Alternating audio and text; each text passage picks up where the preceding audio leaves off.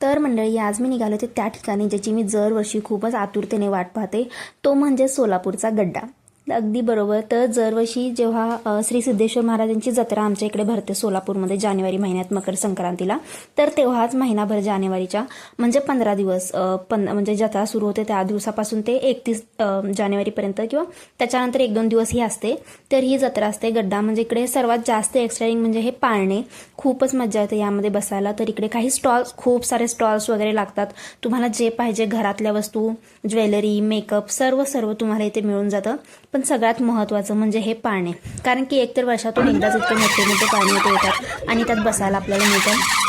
त्यामुळे मी तर खूपच एक्साइटेड असते आणि दरवर्षी हे 2 पाळणे जे फिक्स आहेत की मी यामध्ये बसते म्हणजे बसतेच। आणि हे वाला मी स्टार्टिंगला खूप जास्त घाबरत होते, म्हणजे जेव्हा काही वर्षांपूर्वी मी यात बसत होते, पण आता मला ते खूप आवडतं आणि त्यात बसल्याशिवाय म्हणजे माझा गड्डाच पूर्ण होत नाही। तर खूप मजा येते। एकदम असं जेव्हा वर जाताना असं वाटतं की समोरचे लोक आपल्या अंगावरच पडतात आणि आपण जेव्हा वर जातो तेव्हा असं वाटतं की आपण खालीच पडणार आहे, पण खूप मजा येते। त्यानंतर म्हणलं हा मोठा वाला पाळणा, तर हा ॲक्च्युली खूपच मोठा असतो।